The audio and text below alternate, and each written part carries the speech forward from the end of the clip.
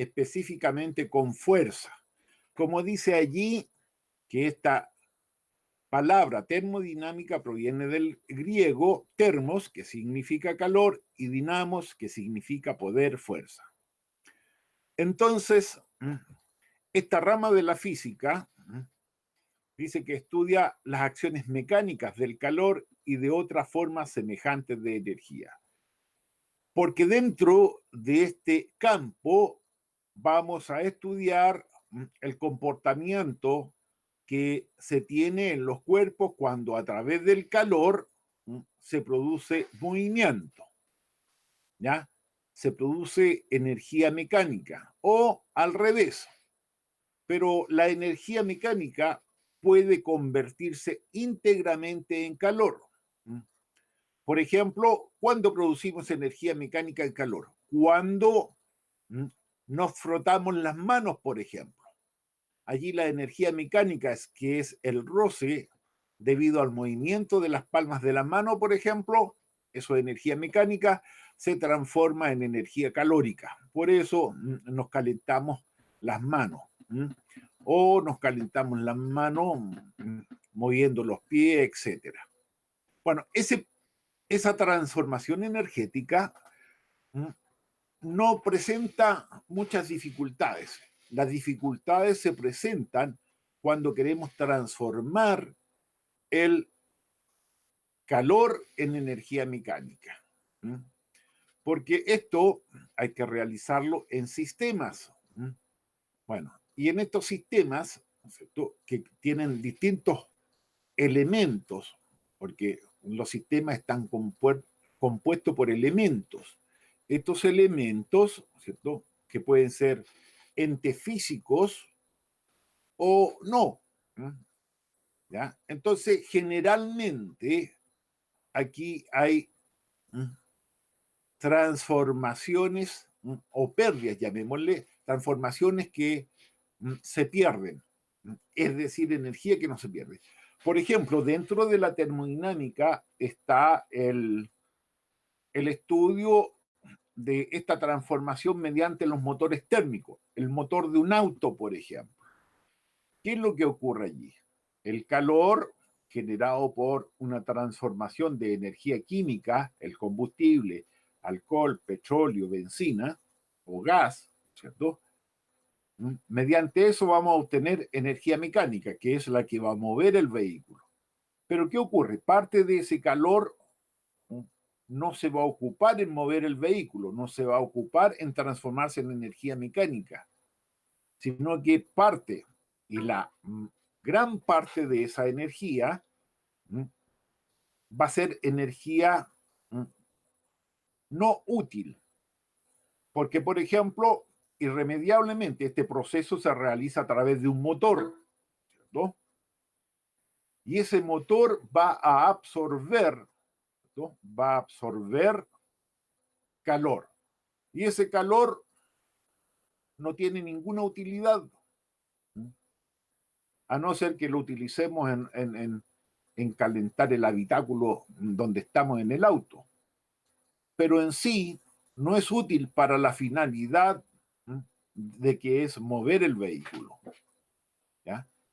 Cuando calentamos agua en una olla, en una tetera, también es un proceso termodinámico, ¿cierto? Calor que es suministrada por una fuente, ¿cierto?, a través del gas, por ejemplo, ¿ya?, y va a hacer de que este calor se transforme en otro tipo de energía. ¿Ya? Entonces, ¿qué es lo que ocurre? Parte de ese calor, ¿ya?, se va a perder, porque si queremos calentar agua, nuestro objetivo es que se caliente el agua, ¿ya?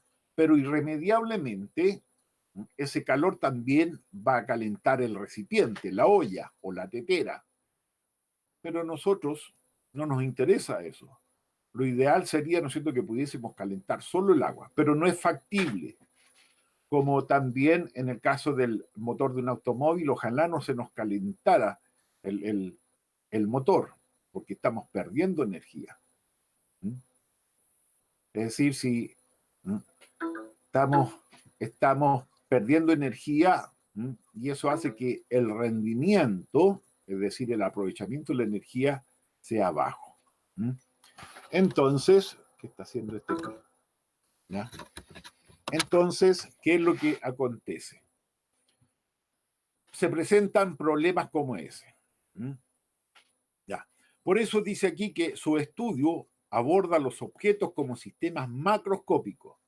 Por ejemplo, cuando estudiábamos los gases, hablábamos de sistemas microscópicos. Pero aquí va más a lo que nosotros nos desenvolvemos, con lo que estamos en contacto. Por eso es un sistema macro. ¿Ya? Un sistema macroscópico reales, mediante el método científico y razonamientos deductivos, ¿ya? Prestando atención a variables extensivas como la entropía. Recuerden, la entropía es el desorden, ¿cierto? ¿Ya? La energía interna, es decir, cómo se mueven los elementos de este sistema, o el volumen, ¿sí? ¿Qué volumen ocupa? ¿Cierto? Nos interesa, por ejemplo, en los motores, ¿sí? De cuántos centímetros cúbicos es el motor, el aparato que transforma, así como en las variables no extensivas, como son la temperatura, ¿sí? ¿Cierto? A nosotros nos interesa controlar la temperatura o si no se nos funde el motor. La presión, ¿ya? Porque si baja la presión, ya vamos a tener menos energía mecánica, o el potencial químico, es decir, esta energía almacenada en este caso, los combustibles.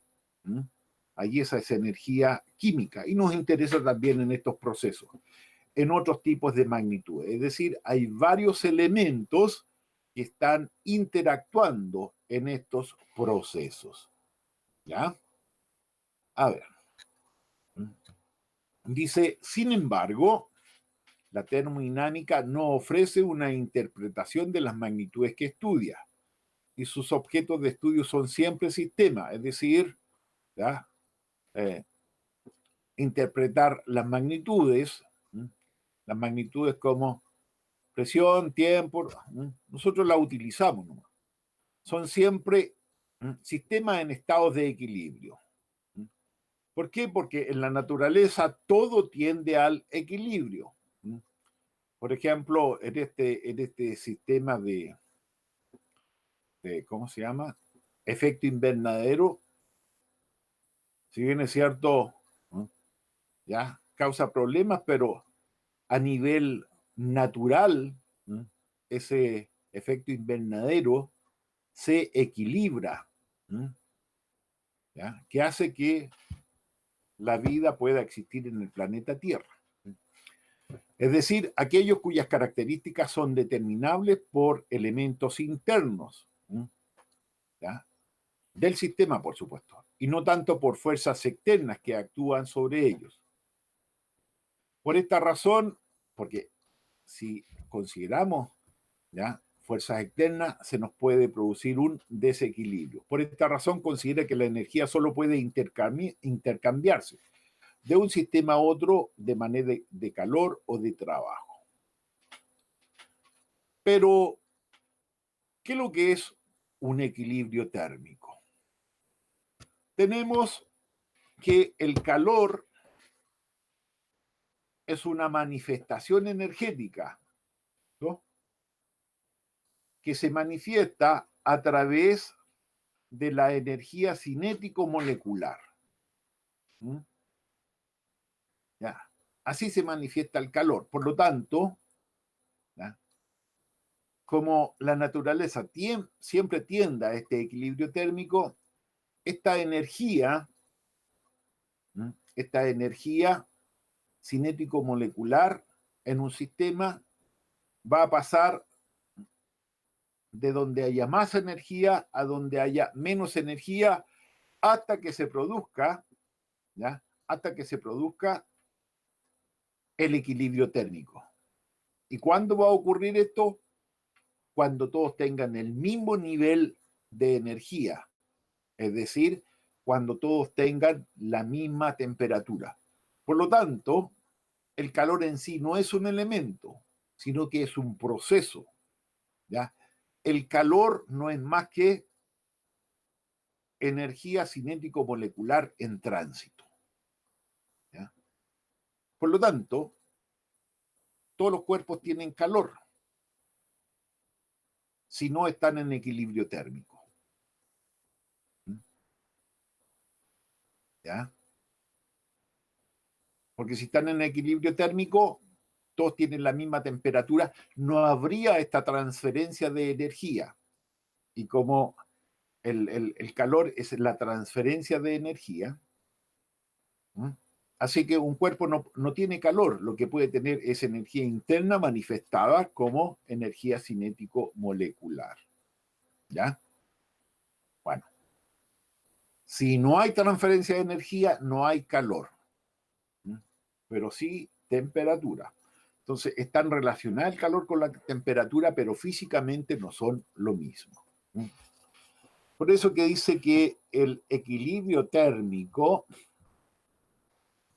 se llama equilibrio térmico al estado en que dos cuerpos en contacto o separados por una superficie conductora. Acordarse que este proceso en que se transfiere esta energía de un lugar a otro puede ser por contacto directo, ¿ya?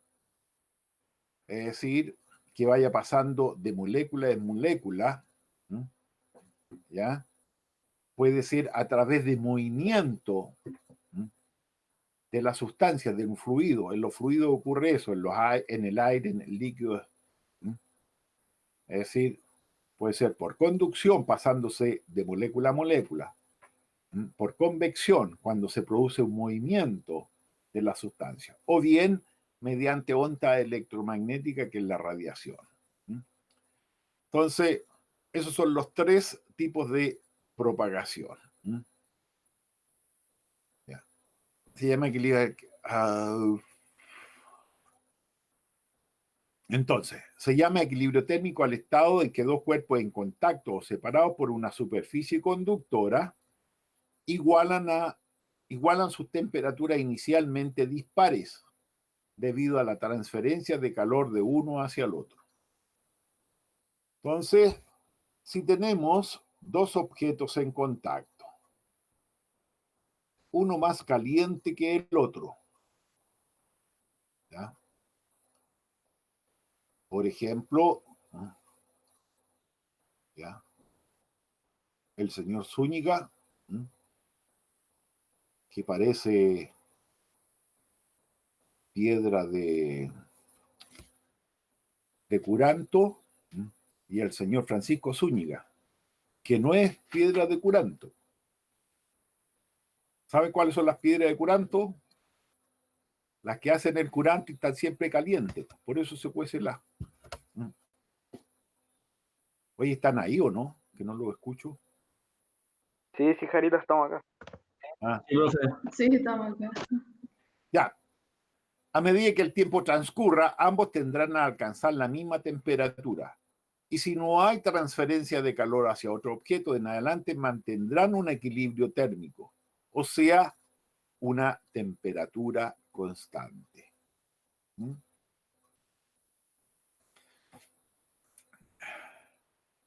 Bien. Entonces, fíjense aquí, ¿cierto? Tenemos dos cuerpos con distinta temperatura, uno más caliente que el otro. Los juntamos. Entonces, este comienza a bajar su temperatura y este comienza a subir su temperatura hasta que los dos quedan a la misma temperatura.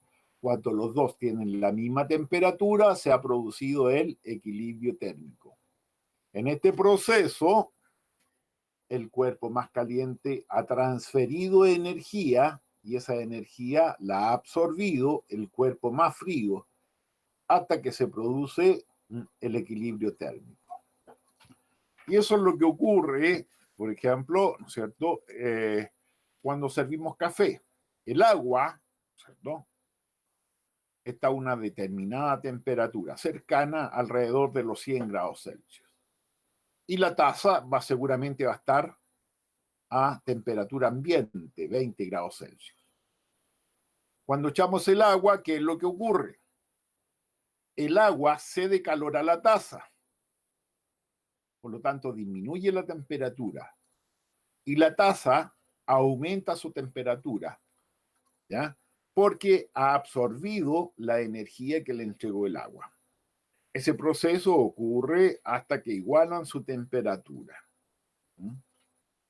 Bueno, la rapidez con que ocurre eso, bueno, va a depender de la rapidez de absorción y desprendimiento de la energía. Que después podemos verlo si quieren. ¿En qué consiste el equilibrio térmico? Ya les había señalado, ¿cierto? Este fenómeno puede explicarse microscópicamente, comprendiendo que la temperatura de los objetos está directamente relacionada con la energía cinética promedio de sus partículas, sean átomos, moléculas o lo que convenga considerar. Este promedio es lo que comúnmente se llama en física energía interna, por lo que a mayor energía cinética, mayor energía interna y mayor temperatura del sistema. Dos cuerpos en contacto intercambian energía a medida que el tiempo transcurre. Y así el punto de equilibrio térmico se alcanza cuando la energía de ambos cuerpos se iguala, de manera que ambos cuerpos pasan a operar con un sistema termodinámico 1, dotado de una misma cantidad de energía y por ende de igual temperatura.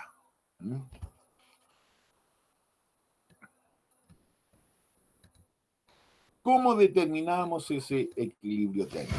Para poder determinar ese equilibrio térmico, ¿cierto? Tenemos que ver el calor que cede y el calor que absorbe.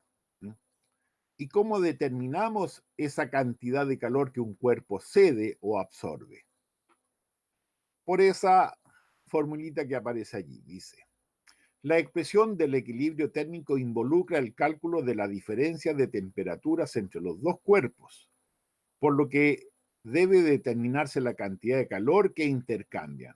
Esto se determina empleando la fórmula Q igual mc delta T, en donde m sería la masa del cuerpo, C sub E, su calor específico expresado en calorías partido por grados Celsius, y delta T la variación de temperatura, o sea, delta T temperatura final menos temperatura inicial.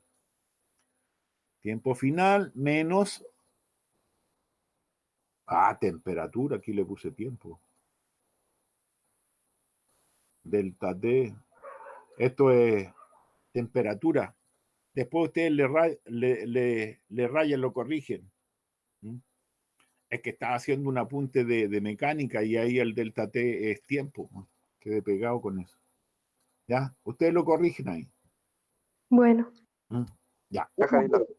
Una vez calculado el calor Q para cada cuerpo, podemos compararlo a sabiendas de que el equilibrio térmico se da en la igualdad de las temperaturas entre el cuerpo 1 y el cuerpo 2. Para llegar al equilibrio térmico, el calor que el cuerpo más frío gana es el que el cuerpo más caliente pierde. Así que el calor 1 tiene que ser igual al calor 2, o sea, el calor ganado debe ser igual al calor perdido. Y siempre se va a generar ese proceso. Pero veíamos de que estos procesos termodinámicos, ¿cierto?, se dan, que estos procesos termodinámicos se dan en sistemas. Y recordemos que un sistema es un conjunto de elementos. Dice, se entiende sistema termodinámico a una parte del universo que, con fines de estudio, se aísla conceptualmente del resto y se intenta comprender de manera autónoma. ¿Ya? Es decir, hay un universo que nos rodea y nosotros tomamos una parte de eso y lo rodeamos y formamos un sistema. Por ejemplo, el universo es toda la naturaleza, pero podemos tomar, qué sé yo, un líquido encerrado, ¿ya? Y colocarle paredes físicas. O también podríamos considerar, ¿ya? Un sistema, por ejemplo, la atmósfera, y no haya una pared física que la limite. Entonces, tomando nota de los modos en que la energía cambia o se preserva y al mismo tiempo de haberlos en sus intercambios de materia y o energía con el entorno o con otro sistema semejante. Se trata pues de un método de estudio de la termodinámica, ¿no? Que por ejemplo, si analizamos el calentamiento del agua en una olla, ¿no? Tenemos un sistema que tiene cierto elemento, el agua, por ejemplo, ¿ya? Y a este sistema podemos entregarle energía, pero hay una pared física. Entonces hay un intercambio, ¿ya? De energía. Allí el sistema recibe energía. ¿No? Y si está caliente, ¿ya? No le estamos suministrando energía calórica, el sistema puede entregar energía calórica. Cuando se está enfriando, el agua, por ejemplo, ¿ya? Está entregando este sistema calor al medio exterior, ¿ya? Al sistema, al universo que rodea el sistema. Pero también puede que no solo haya transferencia de energía, de calor, sino que también puede que haya intercambio de materia. Por ejemplo, cuando se enfría, puede haber intercambio de materia. El sistema puede estar perdiendo materia porque se puede estar escapando agua como vapor de agua. Entonces, este líquido que teníamos encerrado va a perder masa. Entonces, por eso que dice materia y o energía, porque se puede dar una sola o las dos simultáneamente. Ya, el criterio principal de clasificación de esos sistemas se basa en su grado de aislamiento del entorno, distinguiendo así entre sistemas abiertos, aquellos que intercambian libremente energía y materia con su entorno, como la hacen la mayoría de los sistemas conocidos en la cotidianidad. Un vaso de agua fría lentamente se irá calentando debido a la acción del calor del aire alrededor. A ver, ¿pueden darme otro ejemplo de un sistema abierto? ¡Yujú!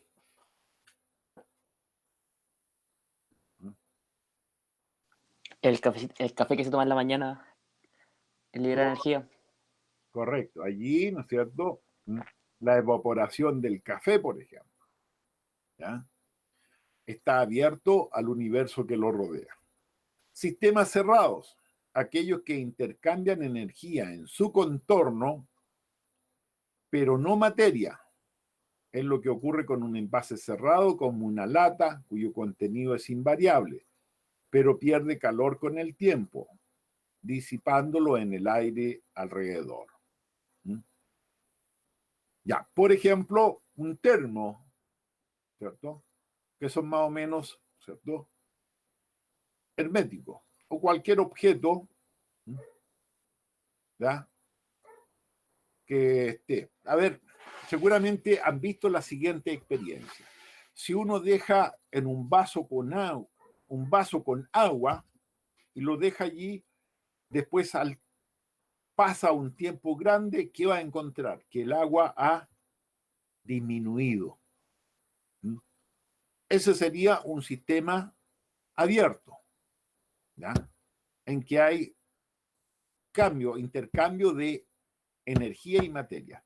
Pero si al vaso le colocamos una tapa hermética, el agua puede variar la temperatura, disminuir o aumentar, pero la cantidad de líquido en el vaso va a ser la misma. ¿Por qué? porque había una frontera física que impedía que hubiese intercambio de materia. Lo que podía haber era intercambio de energía. ¿Capichi? Ya, después vienen los sistemas. Sí, profe. Los sistemas aislados.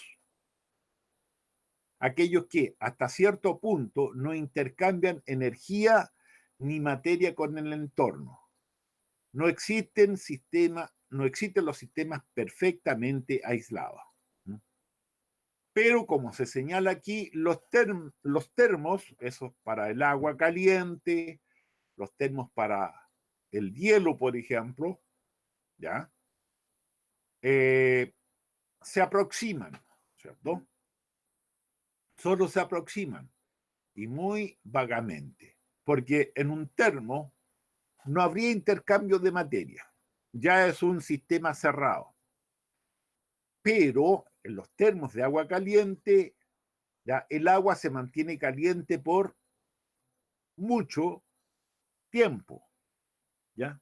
Después se va a enfriar irremediablemente porque no es un sistema 100% aislado. Al final se enfría. Pero depende del termo. Hay termos muy buenos, ¿cierto? ¿Ya? Que son de aire con una superficie reflectante, hecho el vacío entre sus paredes, etc. ¿Ya? Esos son muy buenos. Además, con las bases con aislante, con de material aislante. Entonces, esos son buenos y dura mucho más tiempo el agua caliente. Esos se aproximan a estos sistemas aislados, en que en el caso de un termo que contiene agua caliente, preserva su temperatura durante un rato. Lo suficiente como para conservarte aislado durante un rato. Lo mismo los de hielo, esas cajitas de Plumavit, ¿cierto? Se aproximarían porque la energía más o menos se mantiene durante un rato. Pero en rigurosidad, ¿cierto? ¿Ya? La energía se va a intercambiar igual, porque no existen sistemas 100% aislados.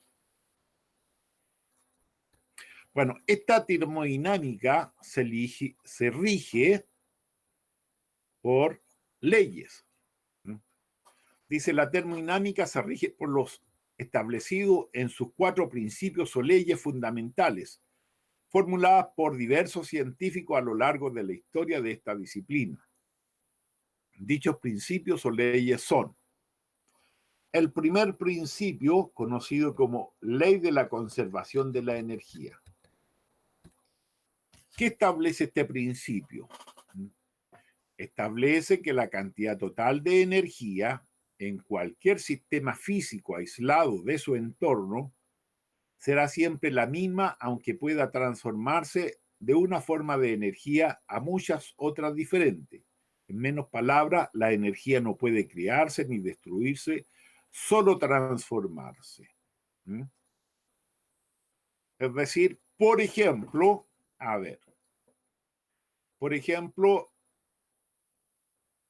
un sistema aislado donde se conserva la energía sería un sistema gravitacional en el vacío.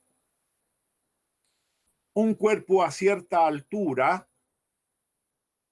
¿qué tipo de energía tiene? Potencial. Potencial gravitacional. Muy bien. Eso. ¿Ya?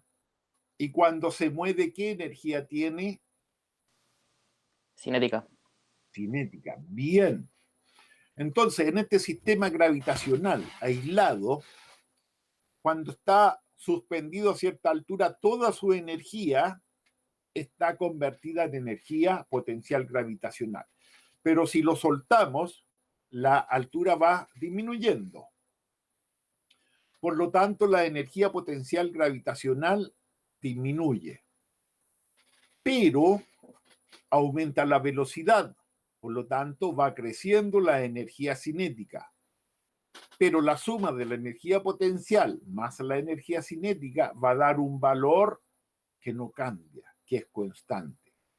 Entonces, allí hay transformación, ¿ya?, de una manifestación energética en otra manifestación energética.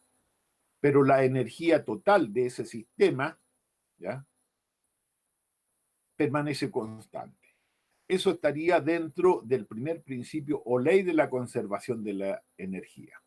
Entonces, lo que hacemos, este principio, primer principio, conservación de la energía, la establecemos en un sistema termodinámico. Ya vamos a ver cómo. El segundo principio, o ley de la entropía, dice que esta ley dicta que la cantidad de entropía en el universo tiende a incrementarse en el tiempo. La entropía, recuerden que es el desorden que se genera en los sistemas, lo cual significa que el grado de desorden de los sistemas, la entropía, aumenta una vez que alcancen un punto de equilibrio. Así, dado el tiempo suficiente, todos los sistemas tenderán al desequilibrio. Con esta ley se explica la irreversibilidad de los fenómenos físicos. Una vez quemado un papel, no puede hacer que regrese a su forma inicial, porque se produjo un desorden mayor por transformaciones que se generan, etc. Por eso que, bueno, y estos principios termodinámicos no solo son aplicables en la física, también son aplicables en otras ciencias, en economía, ¿ya?, por ejemplo, en la gestión, ¿ya? Es decir, por ejemplo, ¿qué es lo que ocurre? Cuando van creciendo los sistemas, hay un aumento de la entropía. Un sistema de gestión, si tengo una fábrica chiquitita, hay cierto desorden, pero si va aumentando el tamaño de esta, va a ir aumentando el desorden que se genera en el interior. Es decir, hay un aumento de la entropía. Tercer principio o ley del cero absoluto. Dicta que la entropía de un sistema que sea llevado al cero absoluto, el cero absoluto es menos 273,15 grados Celsius, donde supuestamente, ¿cierto?, las moléculas estarían en reposo. Por lo tanto, no hay energía cinético-molecular. Ya. Será siempre una constante definida, lo cual, dicho en otras palabras, significa que al llegar al cero absoluto, los procesos de los sistemas físicos se detienen y la entropía poseerá un valor mínimo constante. Es decir, ya no habría, ¿ya?, la entropía. Cuando comienza a subir, comienza a generarse esta entropía. Cuando comienza a subir la temperatura, comienza a generarse esta entropía y va aumentando cada vez más al subir la temperatura. Principio cero o ley de equilibrio térmico. Se llama ley cero porque, si bien fue la última en postularse, los preceptos básicos y fundamentales que establece tienen prioridad sobre las otras tres leyes. Dicta que si dos sistemas están en equilibrio térmico de forma independiente con un tercer sistema, deben estar también en equilibrio térmico entre sí. ¿Ya? Entonces, si esta ley, si A es igual con B y B es igual con C, entonces A es igual con C. En otras palabras, eso es lo que establece el equilibrio térmico. Pero delante les hablaba que también en estos procesos hay transformaciones de energía en la que la energía química se transforma en energía calórica. Y energía química tienen todos los alimentos, ¿cierto? Y tienen los combustibles, por ejemplo, tienen esta energía potencial química. La termodinámica química es un campo de estudio aparte, centrado en la correlación entre el calor y el trabajo y las reacciones químicas. todo enmarcado en lo establecido por principio de la termodinámica, es decir, se trata de la aplicación de las leyes termodinámicas, especialmente de las dos primeras, al mundo de las reacciones entre sustancias y compuestos, para obtener así las llamadas ecuaciones fundamentales de Gibbs, las cuales rigen de modo que la energía química contenida en los distintos compuestos cambia y se transmite, o cómo aumenta el grado de entropía del universo cada vez que una reacción espontánea ocurre. Por ejemplo, lo que acontece cuando los elementos que forman un sistema reaccionan químicamente entre sí. ¿Ya? Por ejemplo, si tengo jugo de limón, y este jugo de limón se lo echo al bicarbonato. ¿Ya? Entonces, estoy mezclando estos dos y no le suministro calor. ¿Ya? Entonces, si yo midiera la temperatura de eso, voy a encontrar que hay una variación de la temperatura en este proceso porque esta reacción química generó, ¿no?, esta manifestación energética, ¿no?, en que varía la temperatura. ¿No? Por ejemplo, cuando al agua le echan sal también, ¿no?, al hecho que varía la densidad, es decir, la tensión superficial y cosas por el estilo, también varía la temperatura. El agua, por ejemplo, va a disminuir su temperatura. Ese es un método que uno utiliza cuando está en campamento y quiere que las cosas se enfríen. Las echa en agua con sal. O al agua la coloca en agua y le echa sal y va a bajar la temperatura. Ya. Vamos a analizar entonces estas leyes de la termodinámica.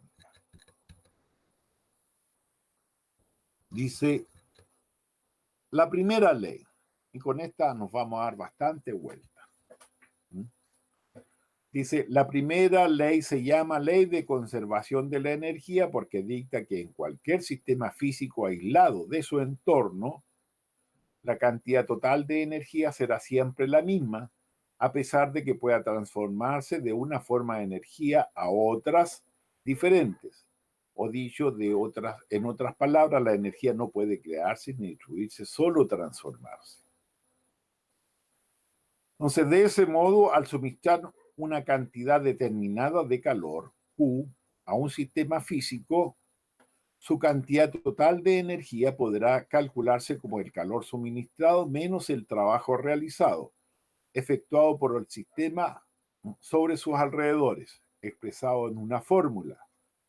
Delta U es igual a Q menos W, donde delta U es la variación de la energía interna. Q es la cantidad de calor que se transfiere y W mayúscula equivale al trabajo. Por ejemplo, veamos un sistema. Si yo tengo un cilindro, ¿cierto?, en un auto, en un motor de un auto, a ver, tenemos un cilindro que tiene en su interior un émbolo. A ese émbolo le llamamos pistón. Sí, pues sí, sí. ¿Cierto? Ese sistema, el gas que tiene en el interior, que es aire, por ejemplo, tiene una determinada temperatura. Si le suministramos calor, ¿y cómo le vamos a suministrar calor? Por la combustión del combustible. Allí le vamos a suministrar calor a ese sistema. Entonces le entregamos calor. ¿Qué va a pasar con el aire en el interior? Se va a calentar, va a aumentar la temperatura. Es decir, allí se produce una variación en la energía interna.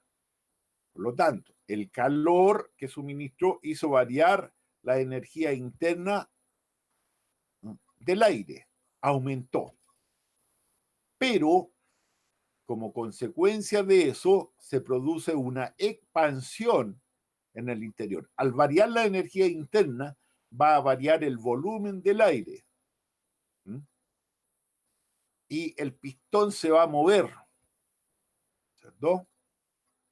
Va a variar el volumen. Y si varía el volumen, ¿ya?, de ese gas, es porque se realizó un trabajo. Entonces, si se fijan en la ecuación, el calor que suministré va a ser equivalente a la variación de la energía interna más el trabajo que realizó.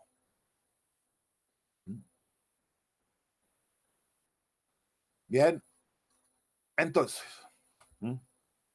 que es equivalente a tener que la variación de la energía interna es el calor que se entregó menos el trabajo realizado.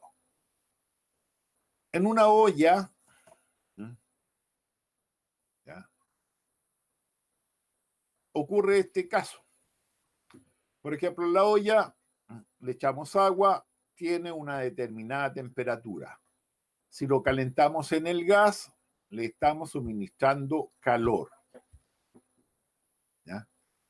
¿Y qué pasa al suministrarle calor? El agua, la temperatura del agua aumenta. Por lo tanto, hay una variación de la energía interna. Pero también, cuando ese calor, ¿no es cierto?, hace que varíe la presión en el interior, y esa presión va a hacer que se levante la tapa. Para levantar la tapa hay que realizar un cierto trabajo. Y eso fue factible porque suministramos calor, varió la energía interna e hizo que se produjera el trabajo. Dice aquí como ejemplo de esta ley, imaginemos el motor de un avión. Ya. Se trata de un sistema termodinámico que consta de combustible que al reaccionar químicamente durante el proceso de combustión libera calor y efectúa un trabajo que hace que el avión se mueva. Entonces, si pudiéramos medir la cantidad de trabajo realizado y de calor liberado, ¿cierto?, y el trabajo realizado, ¿podemos calcularlo? Sí. Tendríamos que conocer algunas variables, ¿cierto?, de la densidad del aire, la altura que se encuentra, la masa del avión, la velocidad con que se está moviendo, etc. Entonces podríamos determinar el trabajo. Y el calor liberado también podríamos determinarlo, ¿cierto?, porque ¿cierto?, cada combustible, cuando se produce la combustión de este, hay una transformación que es factible de calcularlo, porque todos los combustibles tienen un determinado poder calorífico. ¿Ya? Entonces, si pudiéramos medir la cantidad de trabajo realizado y de calor liberado, podríamos calcular la energía total del sistema y concluir que la energía en el motor se mantuvo constante durante el vuelo. Ni se creó ni se destruyó energía, sino que se la hizo cambiar de energía química a energía calórica y esta calórica a energía cinética. Movimiento, o sea, trabajo. Acordarse que, ¿cierto?, la energía, la variación de energía de un cuerpo es equivalente al trabajo realizado. Bien. La segunda ley de la termodinámica tiene que ver con la entropía. Entonces, cuando la entropía es baja, ya, el caos es bajo, el desorden es bajo, tal como están las bolitas ahí, las esferas, ¿cierto?, están ordenaditas Entonces, allí hay entropía mínima, a lo mejor una está más corrida que la otra, etc. Pero cuando la entropía es alta, se pierde ese orden, ¿ya? Y aumenta esta entropía. Entonces, la segunda ley, también llamada ley de la entropía, puede resumirse en que la cantidad de entropía en el universo tiende a incrementarse en el tiempo. Esto significa que el grado de desorden de los sistemas aumenta hasta alcanzar un punto de equilibrio, que es el estado de mayor desorden del sistema. Bien.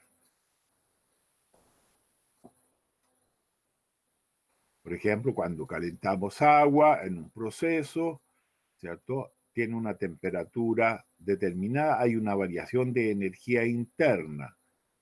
Pero en este proceso también sí, se produce un aumento de la entropía porque las partículas que conforman el agua se desordenan más, ¿no? Hay mayor choque entre las moléculas, etc. Esta ley introduce un concepto fundamental en física, el concepto de entropía representada con la letra S, que en el caso de los sistemas físicos representa el grado de desorden. Resulta que en cada proceso físico en el que hay una transformación de energía, cierta cantidad de energía no es utilizable. Es decir, no puede realizar trabajo. Por ejemplo, en el caso del motor, ¿cuál energía no puede realizar trabajo? Ya, chiquillo, ¿cuál energía? Me perdí.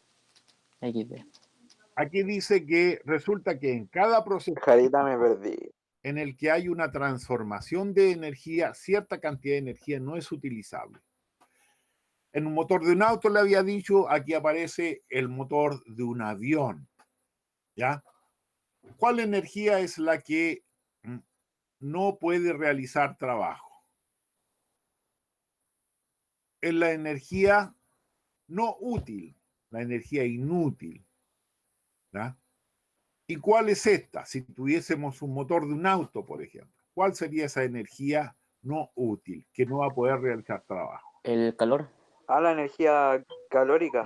El calor que libera. Calórica, porque allí el calor que puso el combustible se utiliza para mover el pistón, pero hay energía calórica también que no se utiliza y no se transforma en trabajo. Cuando se calienta el motor como tal. Correctísimo, señor. Muy bien. Correctísimo. ¿Ya? Dice, resulta que en cada proceso físico en el que hay una transformación de energía, cierta cantidad de energía no es utilizable, es decir, no puede realizar trabajo. Si no puede realizar trabajo, en la mayoría de los casos esa energía es calor, ¿cierto? Ese calor que libera el sistema lo que hace es aumentar el desorden del sistema, su entropía, porque el motorcito se va a calentar, entonces las moléculas, ¿ya? Están vueltas. Profe, ¿Sí? ¿la energía sonora hace trabajo? ¿Perdón? ¿La energía sonora hace trabajo? Sí, también, ¿Sí? sí. Claro que la cantidad de energía asociada al sonido es bajísimo. Por ejemplo, ni 1 millón de personas gritando, que serían ondas sonoras, tienen energía suficiente para encender una ampolleta. Sería capaz de encender un LED, pero no una ampolleta. Ya, la entropía es una medida del desorden de un sistema. Entonces, ¿qué tenemos aquí? De que la formulación de esta ley establece que el cambio de entropía, todo cambio lo representamos por delta, ¿ya? Delta significa variación. Delta S será siempre igual o mayor que la transferencia de calor, delta Q, dividido por la temperatura T del sistema. O sea, delta S, la variación de la entropía, mayor o igual que la variación de la energía calórica partido por el tiempo. A lo más que puede darse es la igualdad, pero el valor de la entropía, la variación de la entropía, no va a ser menor que delta Q partido por T.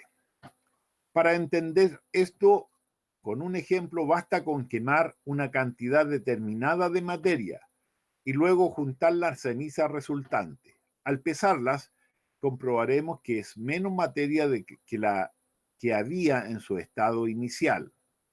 Parte de la materia se convirtió en calor en forma de gases que no pueden realizar trabajo sobre el sistema y que contribuyen a su desorden. Bien, está clarito ahí. Y si uno toma un palo, lo pesa, ya, calcula su masa. Si quema ese palo y junta todo el residuo, lo pesa, va a encontrar que tiene menor masa. ¿Qué pasó? Que se produce entropía. Entonces hay una pérdida de la masa. Ya, la tercera ley plantea que la entropía de un sistema que sea llevado al cero absoluto será una constante definida. Dicho en otras palabras, al llegar al cero absoluto, cero en unidades Kelvin, los procesos de los sistemas físicos se detienen. ¿Qué se detienen? Porque ya no hay energía almacenada, la manifestación energética a nivel molecular ya no está. Entonces, al llegar al cero absoluto, la entropía posee un valor mínimo constante, porque esta entropía corresponde al desorden a nivel molecular. Y si están en reposo, entonces no va a haber entropía. Ya, en los cursos pasa lo mismo. Cuando llegan los cabros en la mañana, sobre todo los cabros chicos, sentaditos, o a principio de año, sentaditos cada uno en su puesto. Pero a medida que va transcurriendo el tiempo, ¿están todos sentaditos? No, se mueven para todos lados y eso es una entropía. Como en la clase de física. Como en la clase de física, sí, señor. ¿Ya? Y es algo común. Todos los años pasa lo mismo. Llegan los más ordenaditos, dijo. Ojalá tuviesen alumnos como Pancho nomás. Pero está un Nico, ¿sí? Vale, sigamos. Sigamos mejor, ¿cierto? Resulta difícil alcanzar cotidianamente el llamado cero absoluto. En la práctica no se ha logrado. Se ha acercado a este valor, pero no se ha llegado exactamente al 0 grado Kelvin o menos 273,15 grados Celsius. Pero podemos pensar esta ley analizando lo que ocurre en un congelador.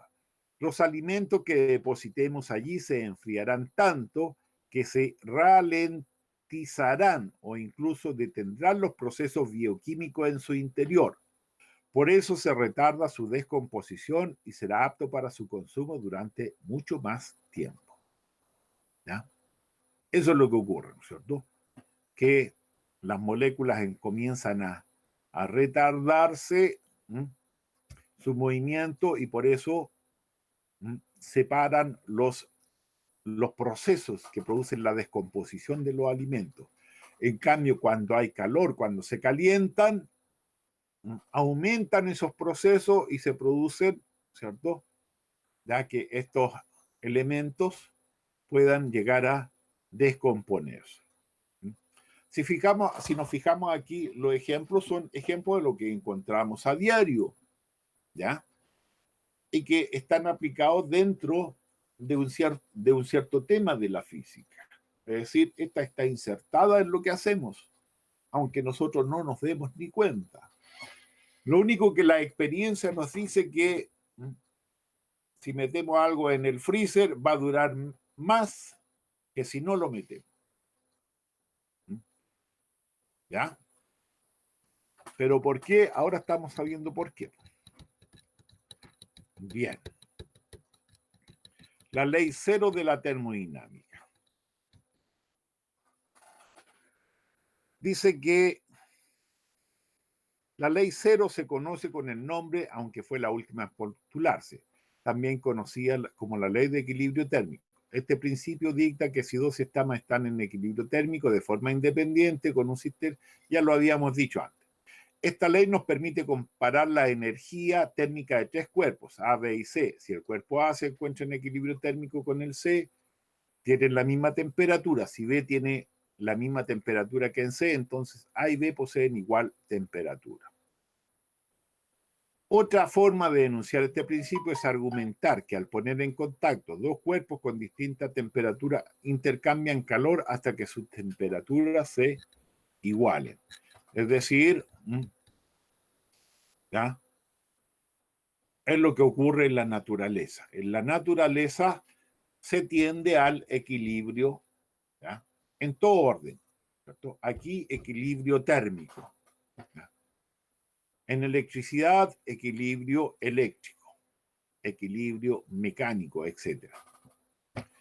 Los ejemplos cotidianos de esta ley son fáciles de hallar. Cuando nos metemos en agua fría o caliente, notaremos la diferencia de temperatura solo durante los primeros minutos, ya que nuestro cuerpo luego entrará en equilibrio térmico con el agua y no notaremos más la diferencia. Lo mismo ocurre cuando entramos a una habitación calurosa o fría.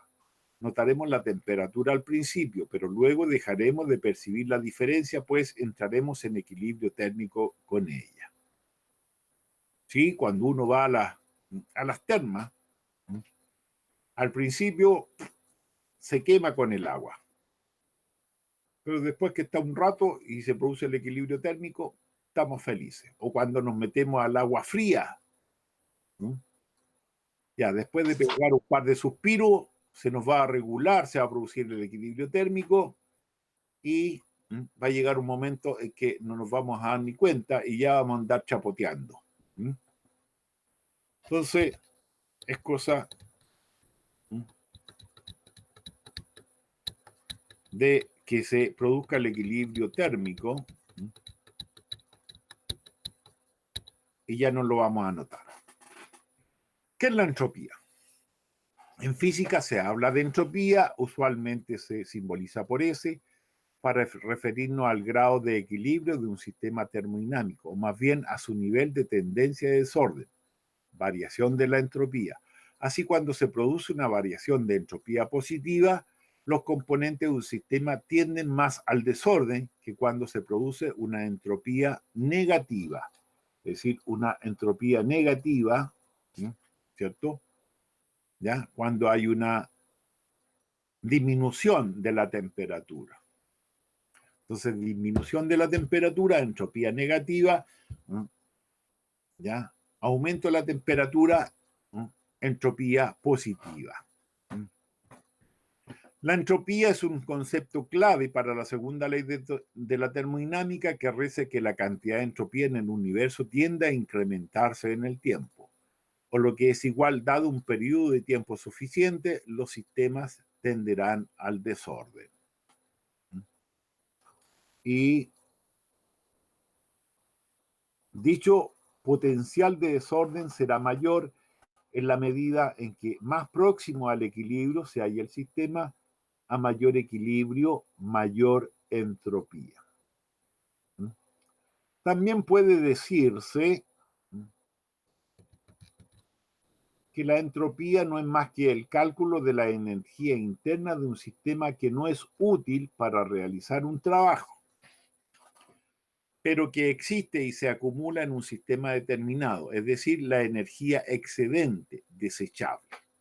Como por ejemplo en el motor térmico, la energía que calienta ya todos los fierros, el motor en sí. Así, cuando un sistema pasa de un estado inicial a uno secundario en un proceso isotérmico de igual temperatura, la entropía vendrá a ser igual a la cantidad de calor que intercambia el sistema con el medio ambiente, dividido por su temperatura absoluta. Esto se expresa según la ecuación. Delta S es igual a delta Q partido por T, lo que ya habíamos visto antes. Ello demuestra que solo se pueden calcular las variaciones de la entropía en un sistema y no valores absolutos. El único punto en donde la entropía es nula es en el cero absoluto. Ya. Nótese lo siguiente, que siempre no vamos a considerar valores absolutos, es decir, no siempre los valores van a ser positivos de los delta S, pueden ser negativos también. Veamos la entropía negativa. La entropía negativa, sintropía o neuentropía, es un mecanismo mediante el cual un sistema mantiene estables sus niveles inevitables de entropía, es decir, de decaimiento a través de la exportación de ciertos márgenes de entropía a otros subsistemas relacionados. Es decir, un sistema puede disminuir sus niveles de incertidumbre siempre y cuando modifique su propia estructura. Este concepto fue desarrollado por el físico Erwin Schrödinger en 1943, retomado posteriormente por diversos estudios. Es el principio de incertidumbre. Bien, pero si nos fijamos, dice que estables son niveles de entropía, es decir, lo que hace la entropía negativa o sintropía o neuentropía es hacer que se mantenga un equilibrio. En la naturaleza, ¿cierto?, ocurre eso, y en todos los sistemas ocurre eso. En el comportamiento de la gente, bueno, de hecho, muchas de otras áreas del quehacer diario, la sociología, la economía, es decir, toman elementos de la física y lo aplican a su área. Por ejemplo, la neuentropía se habla mucho en psicología, ¿ya? Y es un término que nace de la física, ¿ya? La resiliencia, ¿saben lo que es la resiliencia? No. A ver, pero alguien parece que sabe por ahí. Era como aguantar algo, ¿no? Como Sí, tener más o menos resistencia a sí. algo, ¿no? Es poder enfrentar problemas y salir adelante. Es decir, ya superar las adversidades. Bueno, ese es un concepto que nace de la física. ¿Ya? La resiliencia nace de que ciertos elementos, ya, por ejemplo, son capaces de sobrevivir en ambiente adverso. Por ejemplo, ciertos metales tienen muy buena resiliencia porque logran soportar, ¿cierto?, condiciones adversas del tiempo y no mueren, ¿ya? Por ejemplo, clavos de cobre sobreviven a la solución salina en el mar, al ambiente marino. No así, por ejemplo, los de hierro. Bueno, de ahí nace y se aplicó en otras áreas. Lo mismo ocurre con la entropía negativa o neuentropía, que corresponde a aquel proceso en el cual se actúa para disminuir el proceso de entropía, porque si no la entropía, el desorden sería cada vez mayor. Y allí queda el descalabro. Queda el descalabro. ¿Ya? Entonces, por ejemplo, en la Tierra, en lo que tiene que ver con el cambio climático. ¿Qué es lo que ocurre? La Tierra absorbe calor aumentando la entropía. Pero tiene que haber un proceso que lo da la naturaleza, que se generan gases, por ejemplo, para que este calor no aumente, ¿ya?, sino que disminuya la cantidad de calor, ¿no?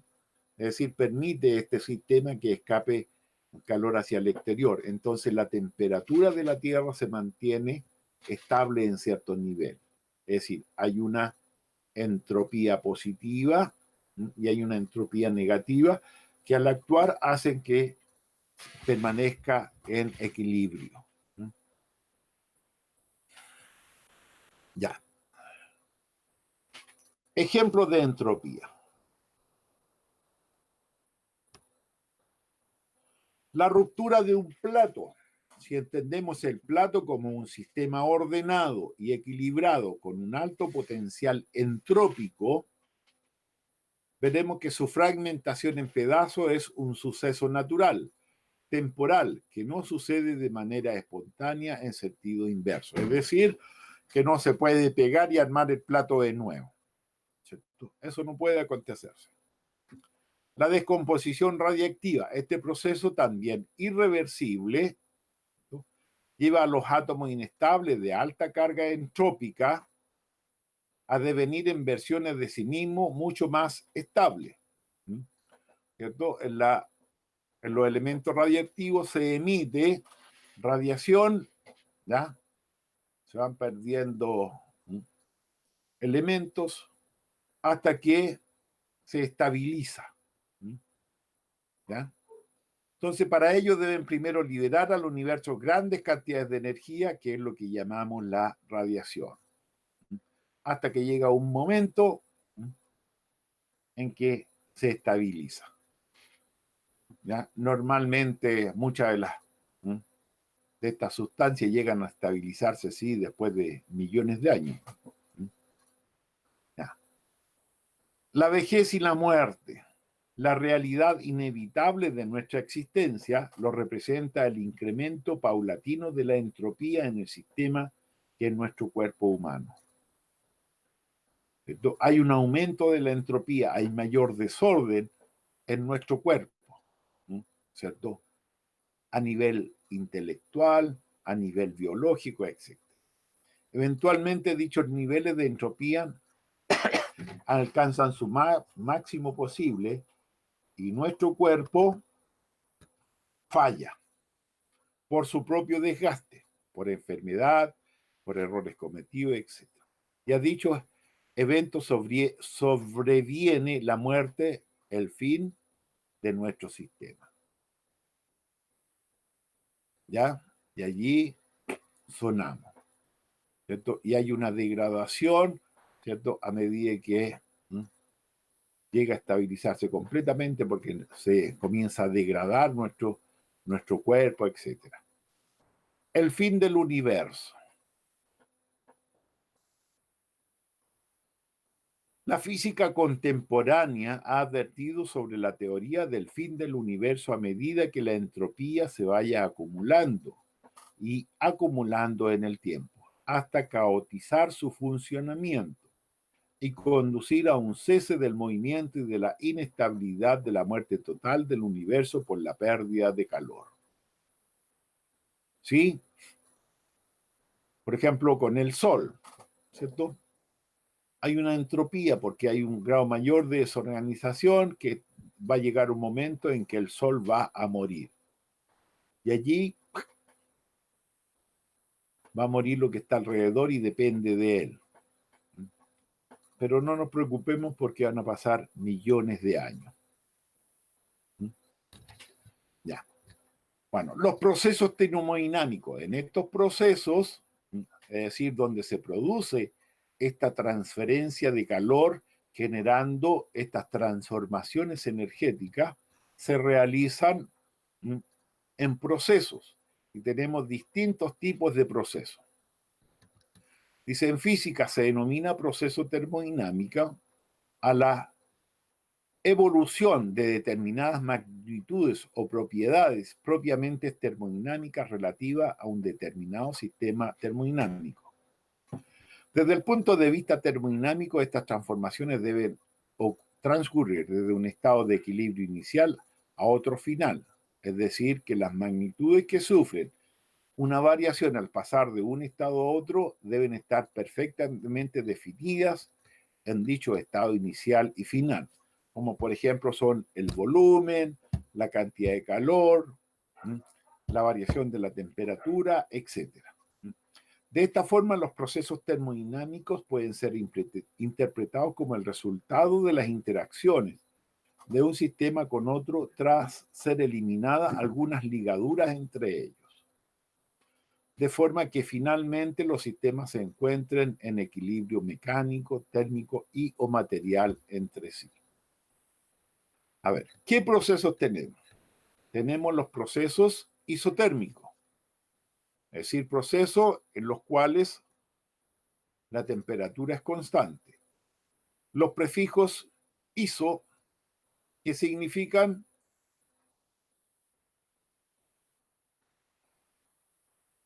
Que da energía, ¿o no? no, el prefijo iso, que significa Del disco ISO, pues de Igual. igual, ¿cierto? Eso. El prefijo iso significa igual, ¿ya? Y el prefijo a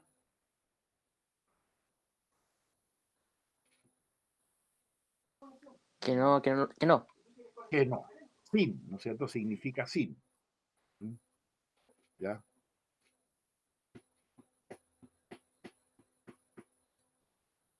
Bien. Dice el proceso isotérmico, proceso a temperatura constante, porque térmico significa calor y el calor tiene relación con la temperatura. Isobárico, proceso a presión constante, es decir, proceso a igual presión. Proceso isométrico o isocoro, proceso a volumen constante. Adiabático es aquel en el cual el sistema no intercambia calor con su entorno. Y proceso diatérmico. Un proceso diatérmico quiere decir que deja pasar el calor fácilmente. Bien. Entonces, los procesos ya los vamos a analizar de uno por uno, ya la próxima clase, y allí ya vamos a empezar a aplicar estos conceptos. Y yo les voy a resolver algunos ejemplos para que ustedes también puedan resolver ejemplos, porque ahora ya me estoy metiendo más en mi dinámica de cómo lo hago, porque les veía materia, les hacía ejemplos y después hacían ustedes, ¿ya? Entonces me ha costado meterme en el proceso, pero ya estoy agarrando el ritmo. Así que F. por hoy día creo que ya les di harto un caldo de cabeza, ya tienen el archivo, así que revísenlo para que la próxima clase ya podamos continuar en esto. Tío, ¿Sí? arriba cuando en la entropía, cuando Sí. habla de que el sistema puede disminuir sus niveles de incertidumbre siempre y cuando se modifique su estructura, ¿cómo eso? Se modifique su estructura. Si lo pueden nivel, si por ejemplo, a ver, pueden nivel, por ejemplo, tengo una habitación, ¿cierto? Y aumenta la temperatura. Ese sistema, el aire en una habitación es un sistema. Si aumento, si aumenta la temperatura, va a aumentar el nivel de desorden, va a aumentar la entropía. Entonces, si yo modifico ese sistema, por ejemplo, le hago un agujero en la sala, ya en la pieza, ¿qué es lo que va a ocurrir? Va a haber intercambio con el medio exterior, ya, y va a variar el volumen, puede variar el volumen, y eso hace que se refrigere la habitación. Entonces disminuye la entropía y se estabiliza. A eso se refiere. Vale, gracias. ¿Listo? Ya, niños, dejar de compartir. Vamos a cerrar esto.